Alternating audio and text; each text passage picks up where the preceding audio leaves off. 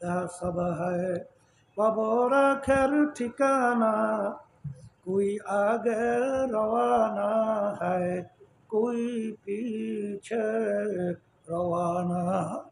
বলার সঙ্গে সঙ্গে বাদশার চিন্তার পরিবর্তন ঘটে গেল। আমি কোন সম্পদের পিছনে পড়লাম, আমি কোন বাদশাহীর পিছনে পড়লাম, আমি কোন সম্পদের পিছনে পড়লাম। একটু দেখতে না দেখতে শেষ হইয়া যায়। আরে যেদিন আমাকে সাদা তিনটা কাপড় দিয়া পেশ দেবে, সেদিন তার মাল মালের জায়গায় থাকবে, আমার সম্পদের জায়গায় থাকবে, আমার অট্টালিকা অট্টালিকার জায়গায় থাকবে। আমাকে সাদা তিনটা কাপড় দিয়া পেঁয়াজ দিয়া মোড় দিয়া তারপর কবরে রাখবে। এই সম্পদ দিয়ে আমি কি করব? এই চিন্তা করে বাদশা স্থায়ী জিন্দিগি আখিরাতের জিন্দিগি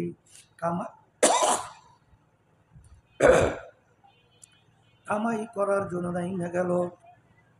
এমনভাবে কামাই করলো কিয়ামত পর্যন্ত মানুষ তার নাম স্মরণ করতে থাকবে।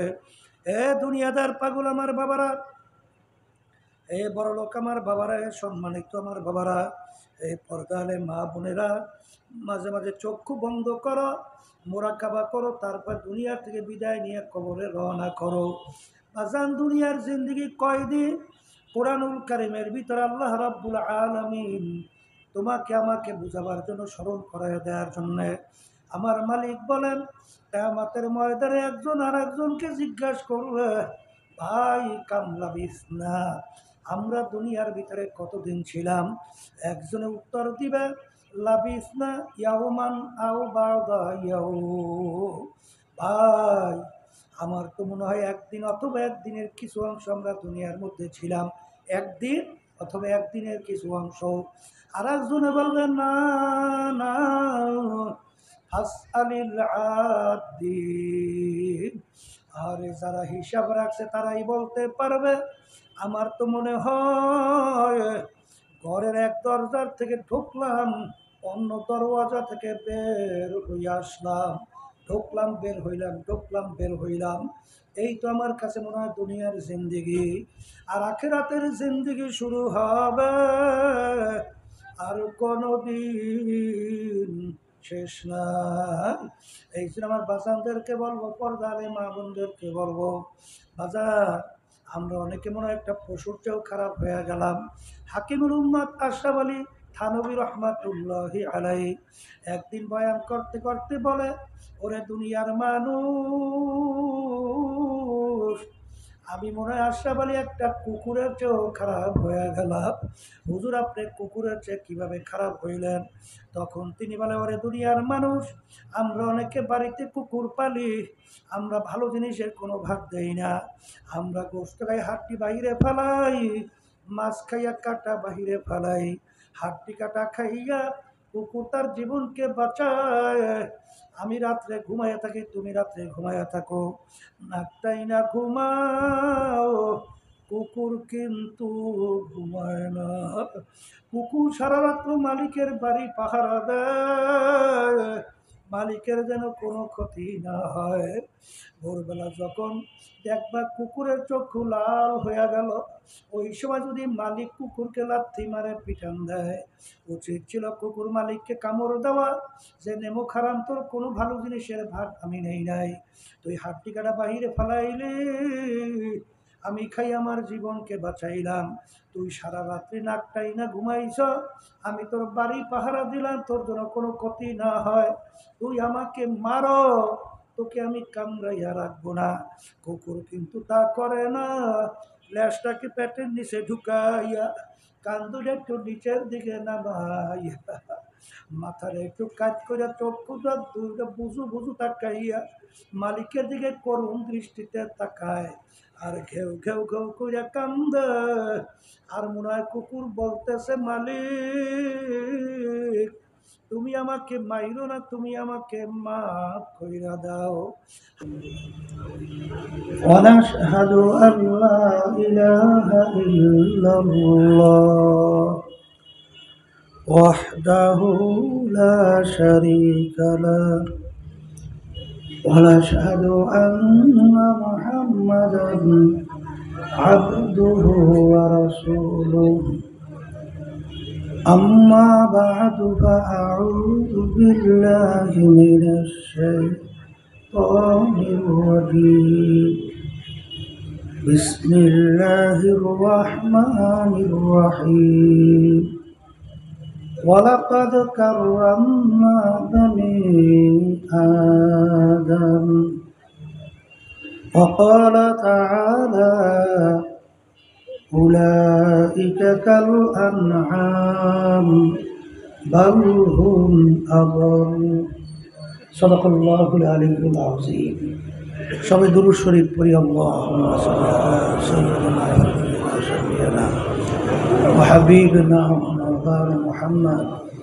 সাল্লাল্লাহু আলাইহি ওয়া আলা আলিহি ওয়া আসহাবিহি ওয়া বারাক ওয়া সাল্লাম আল্লাহুম্মা সাল্লি আলা সাইয়্যিদিনা ওয়া নাবিয়িনা শাফিঈনা ওয়া হাবিবিনা ওয়া মাওলানা মুহাম্মদ صلى الله عليه وعلى آله وأصحابه وبارك وسلم اللهم صل على سيدنا ونبينا شفيعنا وحبيبنا ومولانا محمد صلى الله عليه وعلى آله وأصحابه وبارك وسلم শুকরিয়া আদায় করতেছি মহান রব্বুল আলামিনের দরবারে।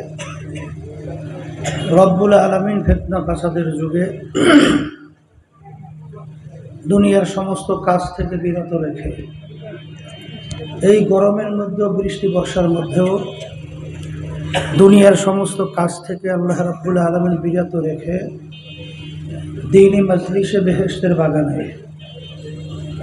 আমাদের জীবনের একটা সময় আল্লাহ কাটাবার সুযোগ করে দিয়েছেন। শুকরিয়া তার সবাই বলি আলহামদুলিল্লাহ। যেই ইবাদতের ভিতরে কষ্ট যত বেশি তার সওয়াব তত বেশি। হাদিসের ভিতরে আল্লাহ রাসূল সাল্লাল্লাহু আলাইহি ওয়াসাল্লাম বলেছেন, মুমিন বান্দা বান্দি একটা কাটার গুতা লাগলেও গুনাহ মাফ হয়। কিয়ামতের ময়দানে আল্লাহ রাব্বুল আলামিন বান্দা বান্দিকে মাফ করার জন্য ওসিলা তালাশ করবে। যারা আজকে মাহফিলে আসছেন, নিয়ত যাদের সহি, এই ওসিলা আল্লাহ রাব্বুল আলামিন আমাদেরকে মাফ করে দিতে পারে। আল ঈমানু বাইনাল খাউফি ওয়ার রাজা। আলী রাদিয়াল্লাহু তাআলা আনহু বলছিলেন, ঈমান আশা এবং নৈরাশা এর মাঝখানের অবস্থানের নাম হলো ঈমান। আশাও যেরকম নাকি প্রবল থাকতে হবে, ভয়ও সেইভাবে প্রবল থাকতে হবে। ওমর ফারুক রাদিয়াল্লাহু তাআলা আনহু তিনি বলছিলেন, কিয়ামতের ময়দানে যদি এই ঘোষণা হয় সমস্ত লোক আজকে জাহান্নামে, একটা লোক বেহেশতি, আল্লাহর রহমতের দিকে তাকালে আমার এই বুক ভরা আশা হয় সেই লোকটা আমি ওমরও হতে পারি। আবার যদি কিয়ামতের ময়দানে এই ঘোষণা হয় সমস্ত লোক বেহেশতি, একটা লোক জাহান্নামী, লিমানিল মুলকুল ইয়াউম লিল্লাহিল ওয়াহিদিল কাহ্হার। কাহ্হারিয়তের সিফাতের দিকে যখন তাকাই তখন আমার ভয় হয় সেই লোকটা আমি ওমরে হতে পারি। তাহলে আশাও যেরকম প্রবল, ভয়ও সেইভাবে। শুধু আশার পিছনে থাকলে কিন্তু ধ্বংস, আবার আশা ছাইরা দিয়ে ভয়ের ভিতরে থাকলেও কিন্তু নৈরাশা কবুলি। আশাও থাকা লাগবে, বলেন, ভয়ও। কথা ঠিক কিনা? মাহফিলে আসছি, লক্ষ লক্ষ নেকি আল্লাহ রাব্বুল আলামিন কবুল করলে আমলনামা দান করবে। জানার পরেও কিন্তু অনেকে আশেপাশে সুযোগ থাকা সত্ত্বেও আসে নাই। না আসার কারণ হিসাবে আমার আব্বাজান রহমাতুল্লাহি আলাইহি বলতেন, বুঝের অভাব। আর এই বুঝের জন্যই মাহফিলের ব্যবস্থা।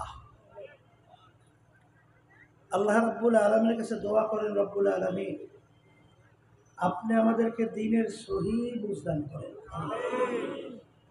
কারণ হাদিসের ভিতরে আসে আল্লাহ রাসূল সাল্লাল্লাহু আলাইহি ওয়াসাল্লাম বলেন, মা ইউরিদিল্লাহু বিহি খায়রান ইউফাক্কিহু ফিদ্দীন।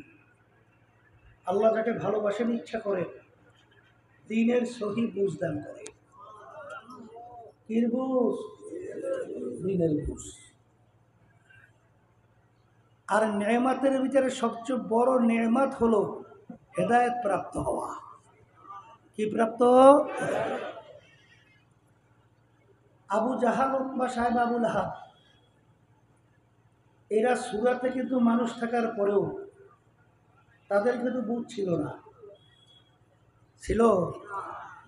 বেলাল হাবশী রাদিয়াল্লাহু তাআলা আনহু গোলাম জাদা গোলাম হওয়ার পরেও কিন্তু আল্লাহ রাব্বুল আলামিন তাকে বুঝ দান করছিলেন। কথা ঠিক কিনা? এই আলোচনার মাধ্যমে আমি মূলত বোঝাতে চাই, মানুষের সুরাত আকৃতি হইলেই মানুষ হওয়া যায় না। যদি মানুষের সুরাত আকৃতি হইলেই মানুষ হওয়া যেত, কবি এক কথায় বোঝাতে যাইয়া বলছিলেন, গর্বা সুরা আদমে ইনসাবুদে আহমাদু বুদ জেহলে হাম ইকসাবুদে। আবু জাহাল এবং আল্লাহ রাসূল সাল্লাল্লাহু আলাইহি ওয়াসাল্লামকে দেখতে চোখের দিক থেকে, হাত পায়ের দিক থেকে, অঙ্গ প্রত্যঙ্গে কোনো পার্থক্য ছিল? আল্লাহ হাবিব সাল্লাল্লাহু আলাইহি ওয়াসাল্লাম চক্ষু মোবারক ছিল কয়টা?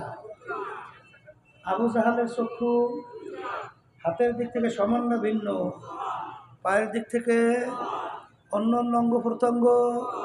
কিন্তু আল্লাহ রসুলের নাম শুনলে দুরূদ শরীফ পড়া ওয়াজিব হয়।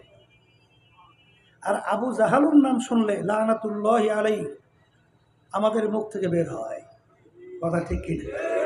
আল্লাহর গজব পড়ছে আর হরু। এখনই বুঝবেন, আমাদের সমাজের ভিতরে এক শ্রেণীর মানুষ, তাদের আচার আচরণ ব্যবহার আমল, আমল মানে কাজ এত ভালো, মানুষ তাদের ব্যাপারে খুশি হয়ে মন্তব্য করে লোকটার চরিত্র ফেরেশতার মতো। আছে না নাই? এই আছে না নাই? আবার এক শ্রেণীর মানুষ, তাদের আচার আচরণ ব্যবহার চরিত্র এত খারাপ, বেটারে কইছি মাইক মোড়ামুড়ি করিস না, এটা হলে মাইক বয়ানি করে দিবে। এত খারাপ মানুষ মন্তব্য করে লোকটার চরিত্র কুত্তার চেয়েও খারাপ। আছে না নাই? যার ব্যাপারে বলছে তার চরিত্র ফেরেশতার মতো, আর যার ব্যাপারে বলছে কুত্তার চেয়েও খারাপ। মানুষের অঙ্গ প্রত্যঙ্গ আকৃতি সুরের পার্থক্য কি? আস্তে কথা পায়। যারা বলছে কুত্তার চেয়ে খারাপ, আর চোখ কয়টা?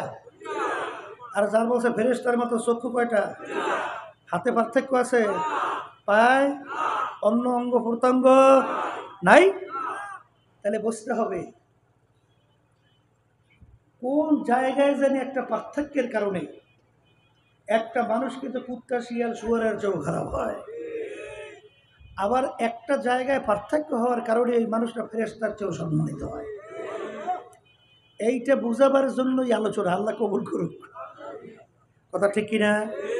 এখনই বুঝবেন, ওমর ফারুক রাদিয়াল্লাহু তাআলা আনহু প্রথম অবস্থায় কাফেরদের অন্তর্ভুক্ত ছিল না?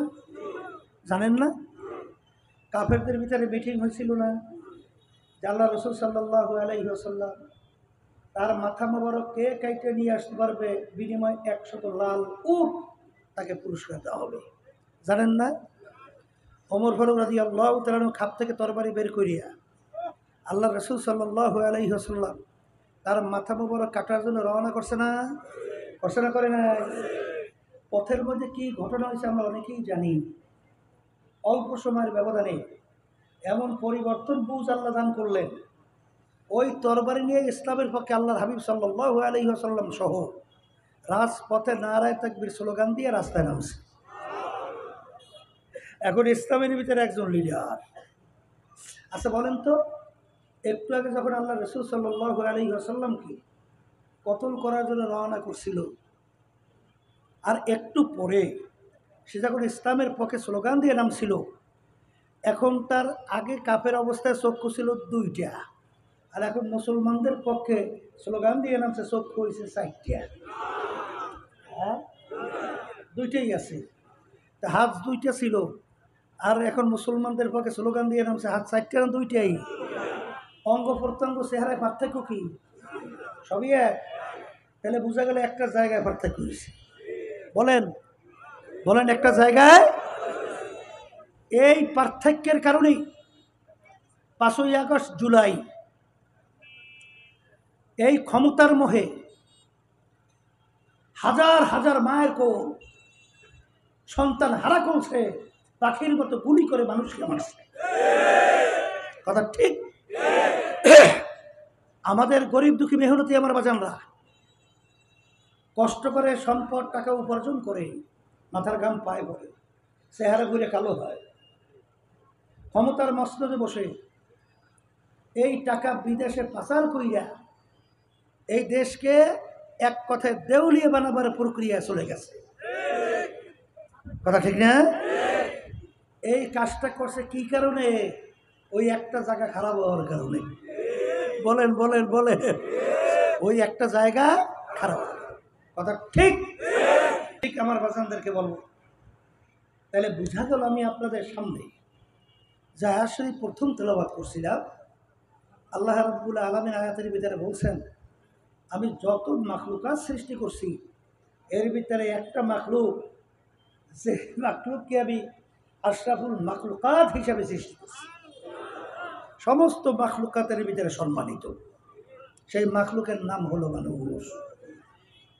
এর পরক্ষণে আল্লাহ রাব্বুল আলামিন বলতেছেন যে সমস্ত মাখলুকাতের ভিতরে তো শ্রেষ্ঠ, কিন্তু ওই মানুষের ভিতরে এক শ্রেণীর মানুষ, যেই মানুষগুলো চতুষ্পায় জানোয়ারের মতো, অর্থাৎ গরু ছাগলের মতো।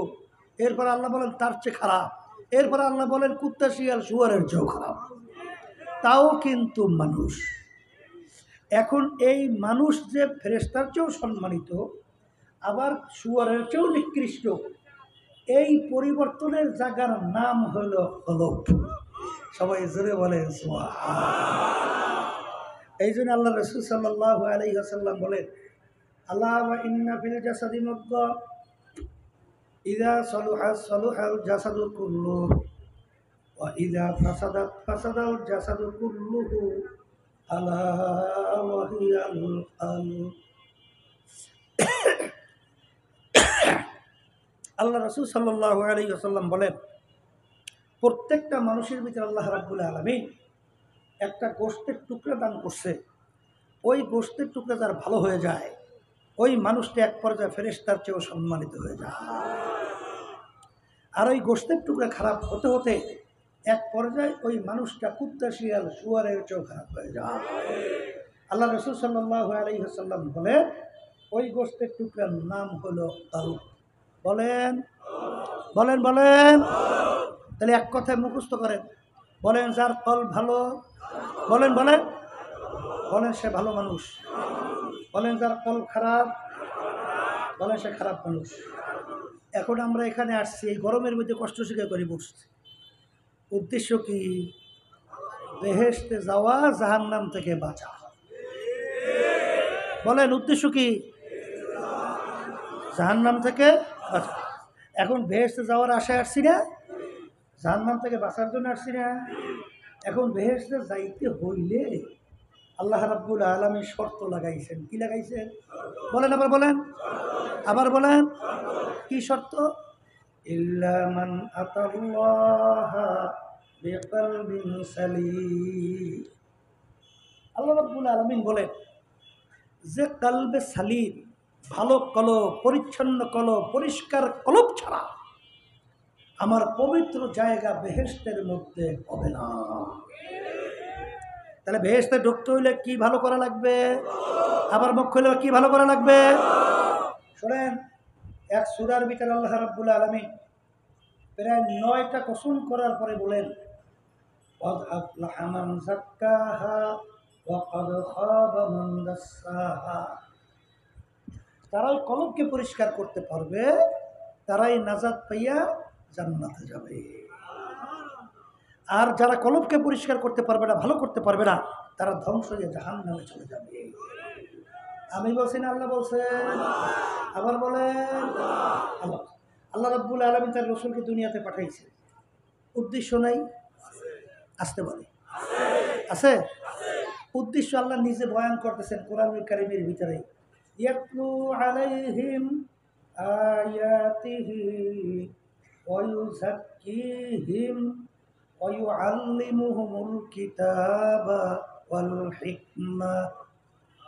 আল্লাহ রাব্বুল আলামিন বলতেছেন, আমার রাসূলকে যে আমি দুনিয়াতে পাঠাইছি, পাঠানোর কারণের ভিতরে একটা কারণ হলো আমার রাসূল তার উম্মতদের আত্মশুদ্ধি করাইবেন, অর্থাৎ কলবকে পরিষ্কার করাইবেন। কথা ঠিক না বেঠি?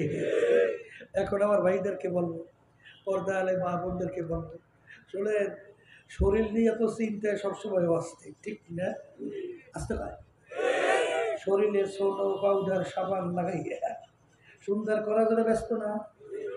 আবার শরীর অসুস্থ হইলে এই ঘর বাড়ি বিক্রি করে বিদেশে চিকিৎসার জন্য যাই না কেন? যায় শরীরের চিকিৎসার জন্য যাই না। কিন্তু বাজার যত চিকিৎসা করেন, যত অর্থ ব্যয় করেন, তারপরে একদিন না একদিন মরণ লাগবে।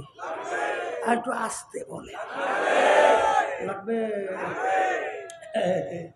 কিন্তু বাজার এই শরীর একদিন মাটির সঙ্গে পুষতে গইলে শেষ না, আসতে পায়।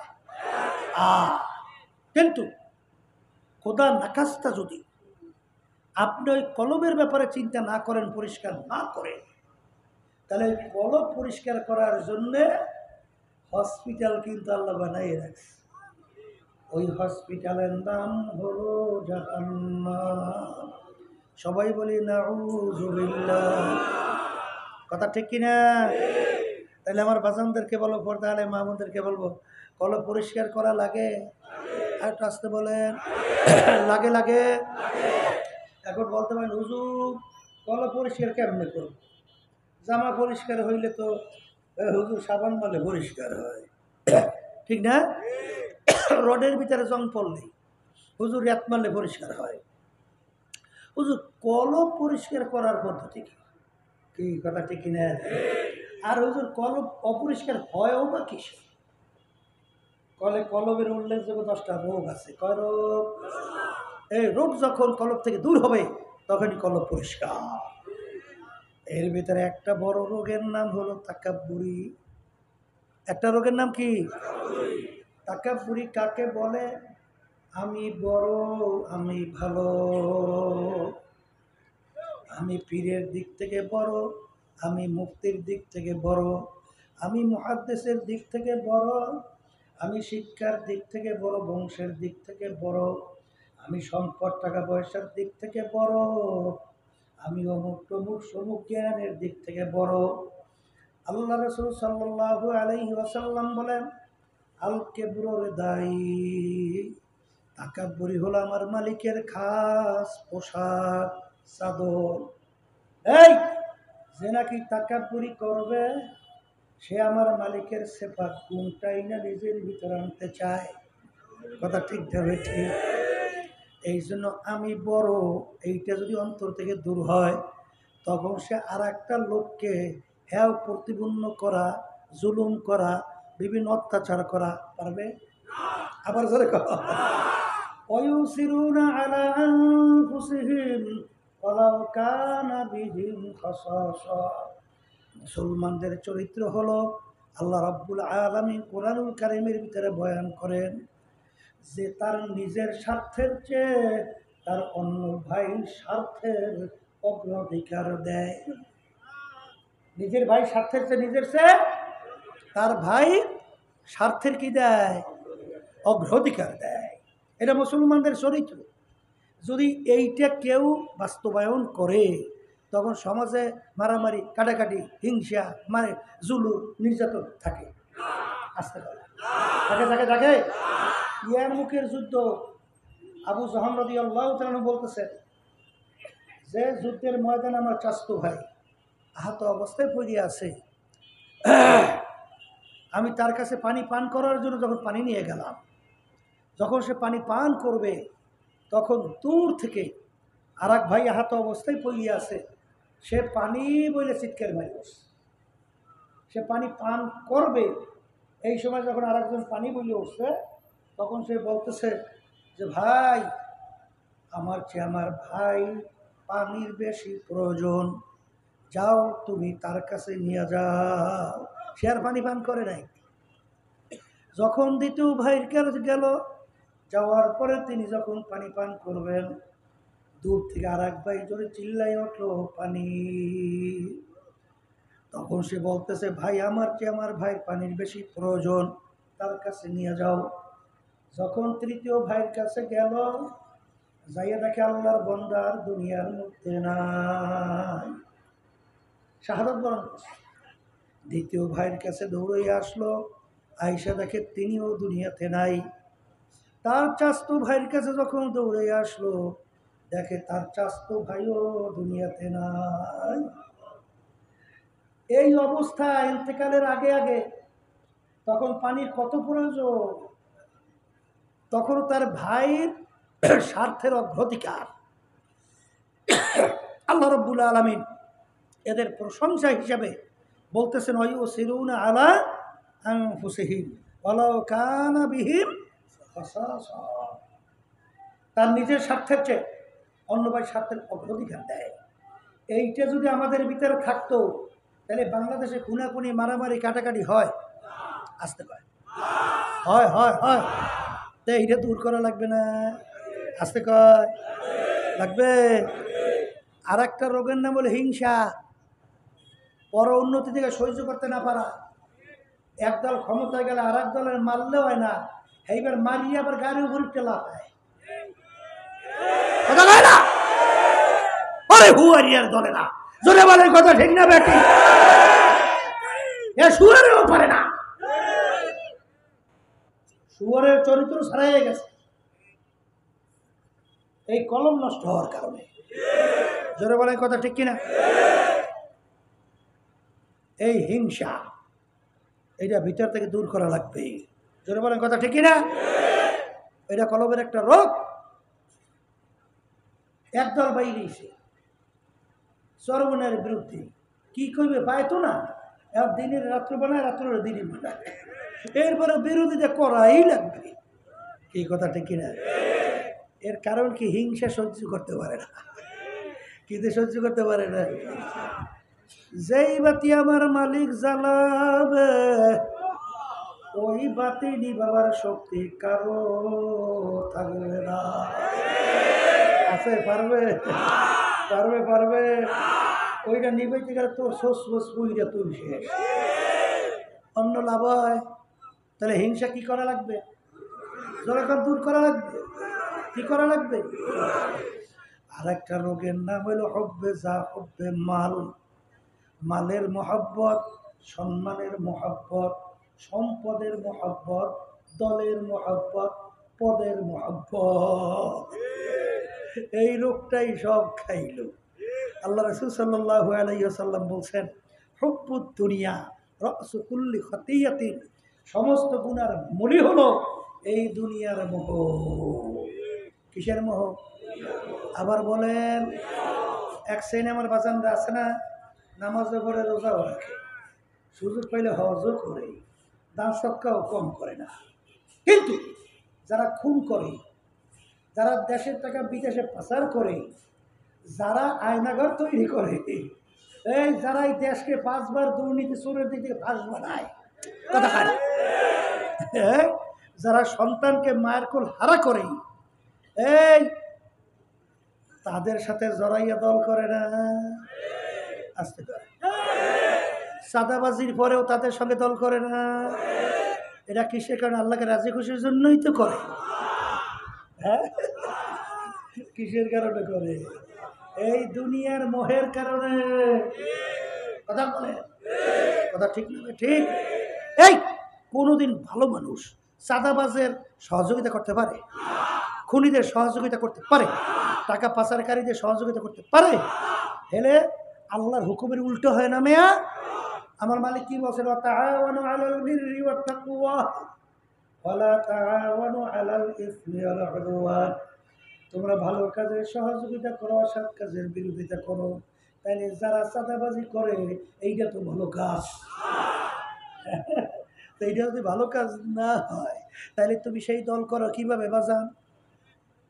এই যারা খুন করে ভালো কাজ না খারাপ কাজ? তাহলে সেই দল তুমি কিভাবে করো বাজান? যারা এই দেশে টাকা পাচার করে বিদেশে বেগম পড়া তৈরি করে, শুনছি এই রেপোর্টে বেরোইছে না, এই যে শব্দ ভূমিমন্ত্রী ছিল আওয়ামী লীগের সময়, লন্ডনে বলে খালি বাড়ি পেয়েছে 300 না 350। সব তার বাপের কামাই করা টাকা, তো এইটা নিয়ে ওখানে বাড়ি বানাইছে, ঠিক না? এই টাকা কাদের? আমাদের বাংলাদেশের জনগণের টাকা, কি ঠিক না ভাই? ঠিক। তাহলে বোঝা গেল এরপরে সেই দলের সঙ্গে যারাই আছে না, আছে না নাই? এই দু কিস্তি পর নেহাদান কে সেরা যায়, দুই নৌকার ভিতরে যদি পা লাগাও, যখন দুই নৌকা দুই দিকে সরতে থাকবে, মাঝখানে খাইরা চিরা ধ্বংস হওয়া ছাড়া কোনো বিকল্প থাকবে না। মসজিদের ভিতরে যাও, সিজদায় পড়া সুবহানা রাব্বিয়াল আ'লা দিয়া তাসবিহ আদায় করো। কারণ কি? আমার মালিককে খুশি করার জন্য। কাকে কাকে? রুকুর মধ্যে যাইয়া আমার মালিককে খুশি করার জন্য সুবহানা রাব্বিয়াল আযীম পড়ে না, পড়ে না? তাকে খুশি করার জন্যে। আবার রাস্তায় নাইমা তারপর স্লোগান তোলে, আমার নেতার চরিত্র ফুলের মতো পবিত্র, নামাজ পড়ে না একক তো। এই এর নেতার বলো চরিত্র ফুলের মতো পবিত্র, নামাজ পড়ে না একক তো, ঘুষ সুদে মাফ নাই, পার্সেন্টেজের অভাব নাই, এইবার বেগম পাড়া তৈরিতে ভুল নাই, খুন করতে চিন্তা নাই। এইটার চরিত্র যদি হয় ফুলের মতো, তা কুত্তার চরিত্রটা কি? কি জোরে বলে কথা, ঠিক না বেঠে? এই স্লোগান দেয় কিসের জন্য? দুনিয়া নেতা খুশি করার জন্য। কিন্তু আমার বাজানদেরকে বলবো, আল্লাহ রাসূল সাল্লাল্লাহু আলাইহি ওয়াসাল্লাম বলেন, দুনিয়া এবং আখিরাতের সম্পর্ক দুই সতীনের মতো। কির মতো? আবার বলেন কির মতো? এই দুই সতীন বোঝেন তো? এই এক আল্লাহর বান্দার দুই বউ। আমরা দেশে কি কয়? বউ কয় না কি কয়? বউ বুঝবেন, বুঝছেন না? আর বউ বুঝলেই হবে, স্ত্রী ওয়াইফ, কথা বুঝলেন না? এই এক পুরুষের দুই স্ত্রী। আচ্ছা বলেন তো কোন বেটা আছে একসঙ্গে দুই স্ত্রীকে একসঙ্গে খুশি রাখতে পারে? পারে? আজ কোনো শুনছে? আমরা শুনি নাই। একজনকে খুশি করলে আর একজন বেজার হইতেই যায়। তাহলে আল্লাহ রাসূল সাল্লাল্লাহু আলাইহি ওয়াসাল্লাম বলেন, দুনিয়া এবং আখিরাতের সম্পর্ক কাযুরাতাইন, দুই সতীনের মতো। দুই সতীন একত্রে যেরকম খুশি রাখা যায় না, আখিরাত অর্থাৎ আখিরাত এবং দুনিয়াকে একত্রে খুশি রাখা যায় না। তুমি যদি আখিরাতকে খুশি করো, দুনিয়া বেজার হবেই হবে। আবার দুনিয়াকে যদি খুশি করো, আখিরাত বেজার হবেই হবে। আসতে বলে। তাহলে একত্রে খুশি রাখা যায়? তাহলে যারা একত্রে খুশি রাখতে যায় তখন তাদের পালা কি? হ্যাঁ, আল্লাহ বলেন খাসরাত দুনিয়া আল আখিরাত। এই দুনিয়াতেও কি ধ্বংস, আখিরাতেও ধ্বংস। এই আল্লাহ হাবিব বলেন, দুনিয়া ক্ষতিগ্রস্ত, আখিরাতও ক্ষতিগ্রস্ত। তাইলে দুটোটা যদি ক্ষতিগ্রস্ত হয়, তাইলে আপনি একটাই তো ভালো ফলাফল পাওয়ার আশা করা যায় না, যায় যায় না। এই জন্য আমার বাচ্চাদেরকে বলবো, পর্দা আলে মা বোনদেরকে বলবো, এই দুনিয়ার ভিতরে যত মারামারি কাটাকাটি, এই অশান্তি, যত জুলুম নির্যাতন খুন, এই সব হলো দুনিয়ার মোহ। কিসের মোহ? এখন আমার বাজানদেরকে বলবো, যেই দুনিয়ার জন্য আজকে সব শেষ করে, সেই দুনিয়া সম্পর্কে আল্লাহ রসুল কি বলেন? আর দুনিয়া জিফাতুন ওয়া তালিবুহা কিলাব। এ আমার উম্মতেরা, দুনিয়ার একটা মরগের মতো মুর্দা। কি? এই কি কি? পানির ভিতর থেকে মরগ ভাসে, ওর পিছনে কিন্তু কোনো মানুষের দল দৌড়ায় না, ওর পিছনে দৌড়ায় কুকুরের দল। কখন মরগ পানির কিনারায় আসবে, নদীর কিনারায় আসবে, আর সেইরা পাইরা খাবে, এই জন্য পিছনে পিছনে দৌড়াইতে থাকে। আল্লাহ রসুল সাল্লাল্লাহু আলাইহি ওয়াসাল্লাম বলেন, যারা আখিরাতের জিন্দেগি ধ্বংস করবে, দুনিয়ার জিন্দেগির পিছনে যারা লাগবে, এরা হইল দুনিয়ার কুকুরের দল। কিসের দল? আবার বলেন। हकीकत से तो दुनिया बेखबर है, दुनिया की नुमाइश पर नजर है।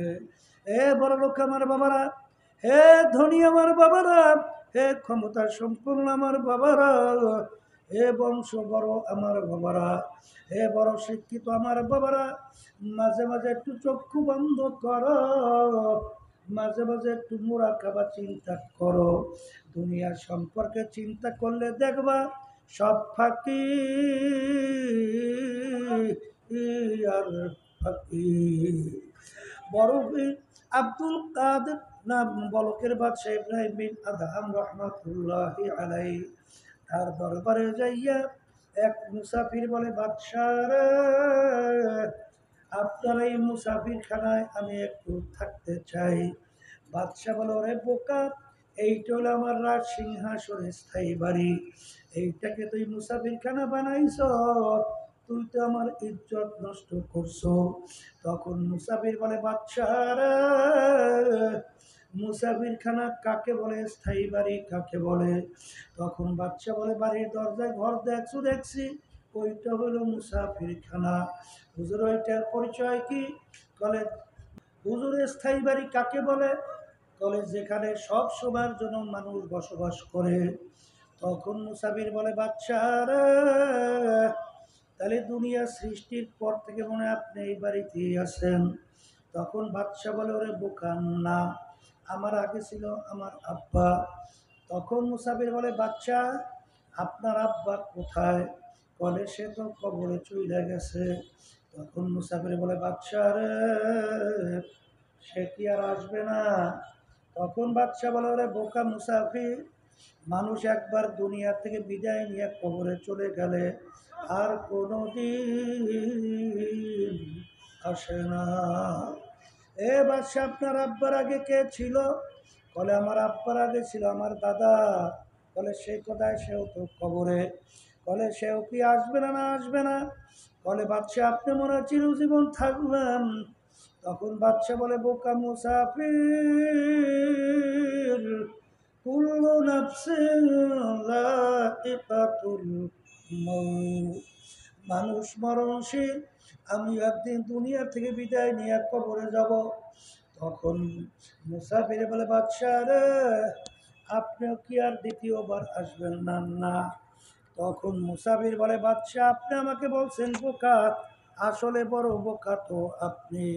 ও বাদশাহ, আপনার বাড়ির দরজায় মুসাফির খানা, একবার মানুষ থাইকা চইলা গেলে আবার এসে ইচ্ছা করলে থাকতে পারে, কিন্তু আপনার এই মুসাফির খানা থেকে একবার যদি কেউ বের হইয়া যায় আর কোনো দিন আসে না। মুসাফির হান সবাই কবর আখের ঠিকানা, कोई आगे रवाना है, कोई पीछे रवाना।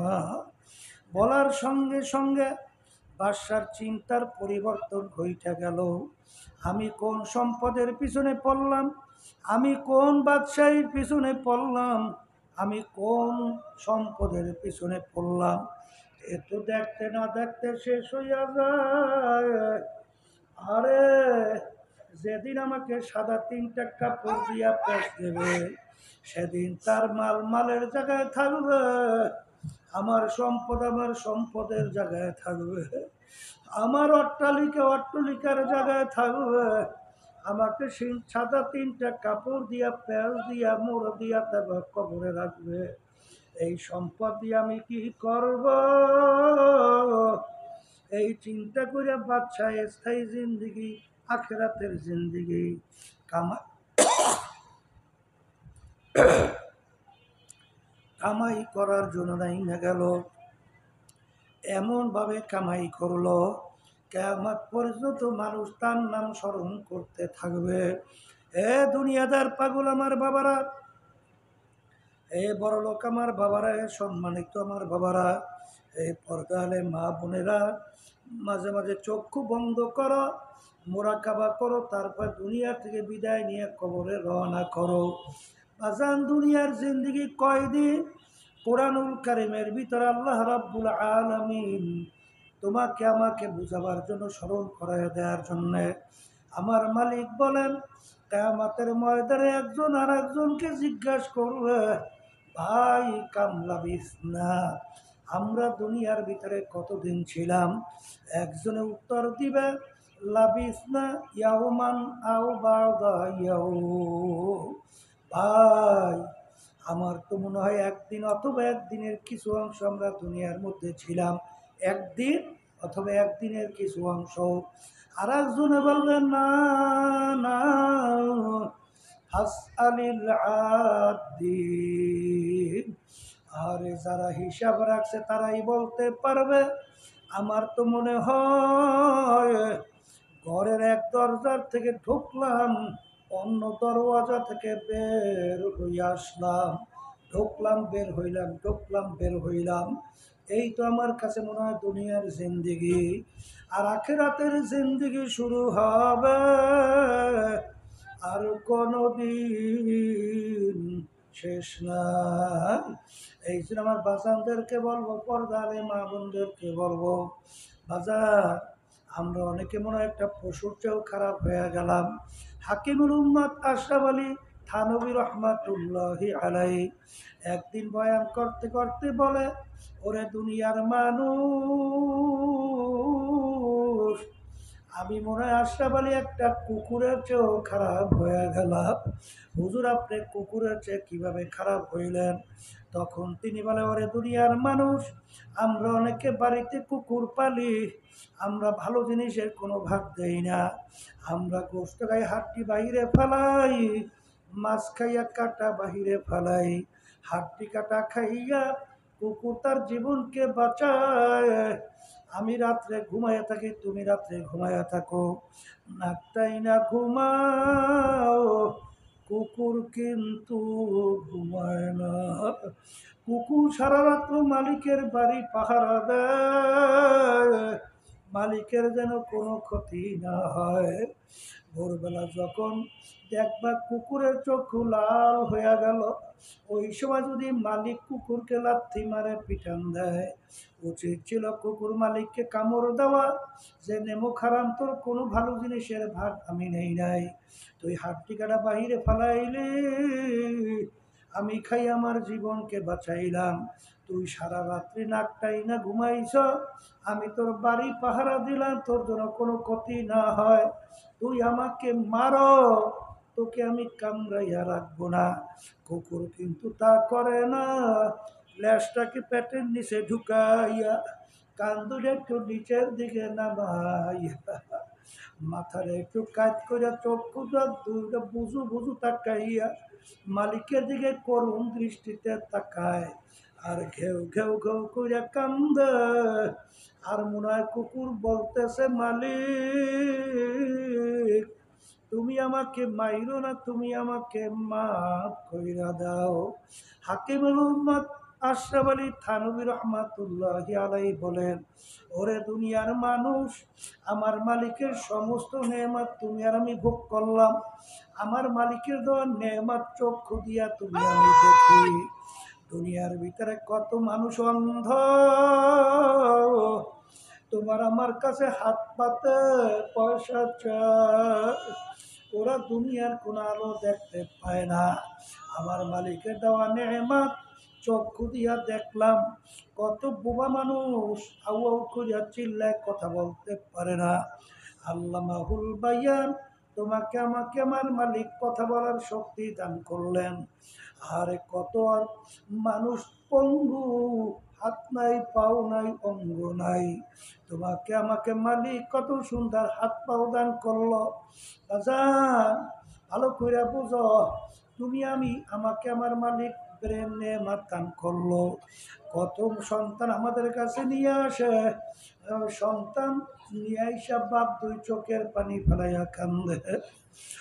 আরে আর বলে হুজুর ওর জন্য একটু দোয়া করেন, আমার মালিক ওকে প্রতিবন্ধী বানাইছে। এই নেয়ামত আমার মালিকের, সমস্ত নেয়ামত আমার মালিকের ভোগ কইরা এরপর আবার মালিক আমাদেরকে মুসলমানের ঘরে দুনিয়াতে রূহ দান করলেন।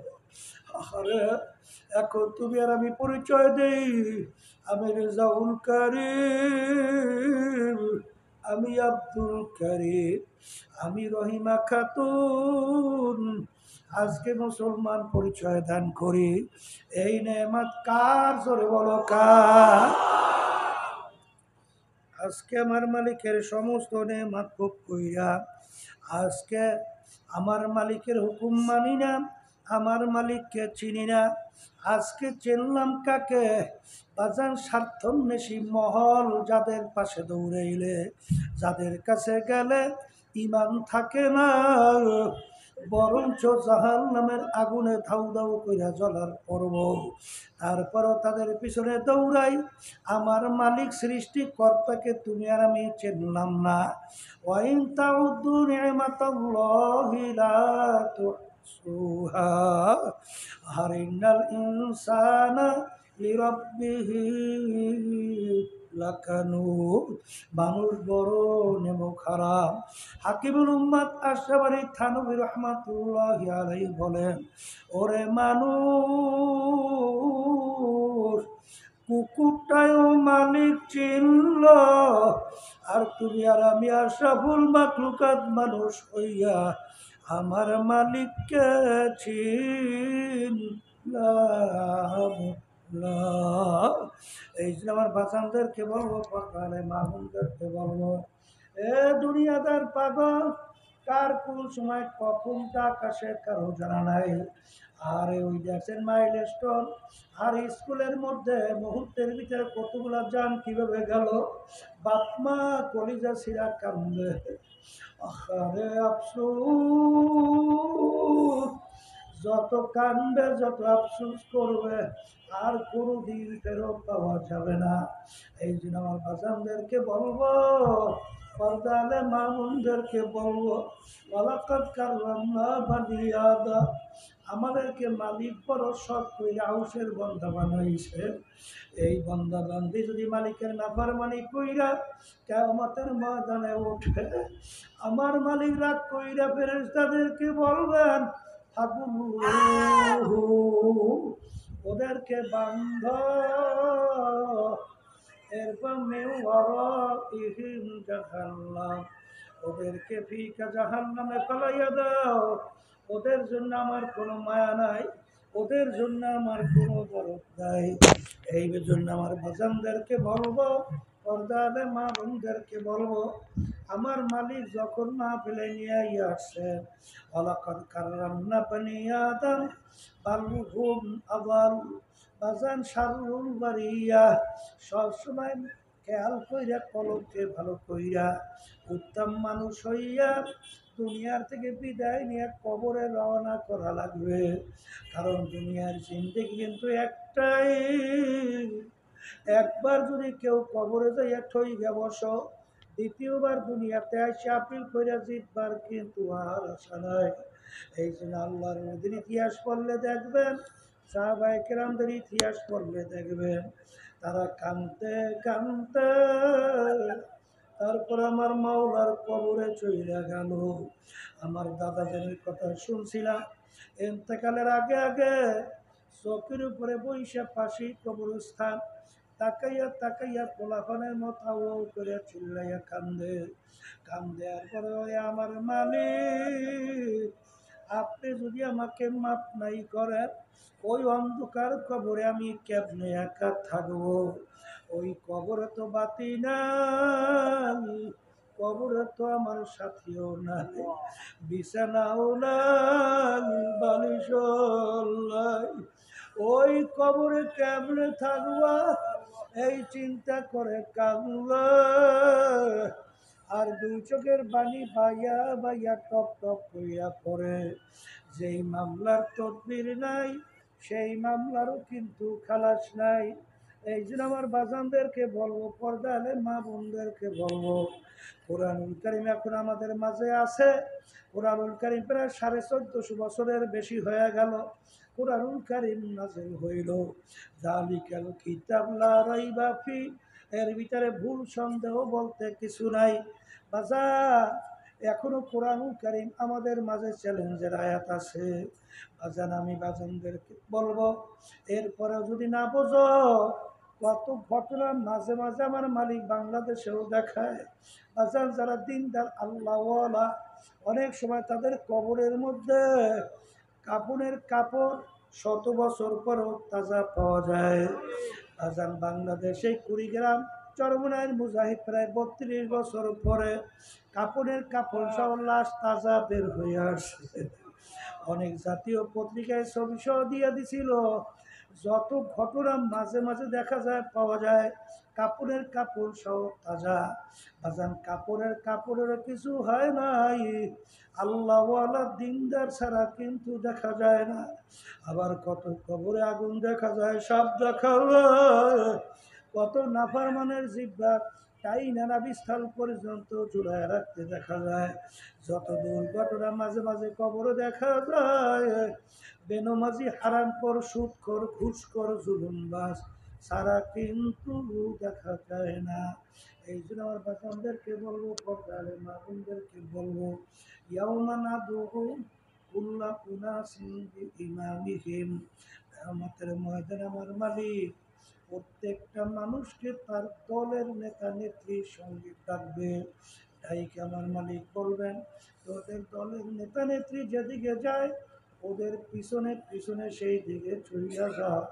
এক কথায় তোমার নেতা নেত্রী যেখানে জায়গা, আমার মালিক বলে ওরও সেইখানে জায়গা। এই জন্য আমার ভাইদেরকে বলবো, পর্দার মা বোনদেরকে বলবো, আমার মালিক যখন মাহফিলে নিয়ে আসছেন, আমার মালিক বড় দয়ার মালিক, বড় মায়ার মালিক। আমার মালিকের কাছে 2 হাত তৈরা গুনার কথা মনে করে 2 চোখের পানি ছাইরা মাপ চাওয়ার মতো যদি চাইতে পারো, আমার মালিক শুধু মাফ করবেন তাই না, আমার মালিক তোমার আমার গুনাহকে নেকের দ্বারা পরিবর্তন কইরা দিবে। আল্লাহুম্মা আমিন। হে পরের মেয়ে লোকেরা হাত উঠাও, গুনার কথা মনে করো, 2 চোখের পানি ফেলাও, আমার মালিকের দরবারে কান্দো। আর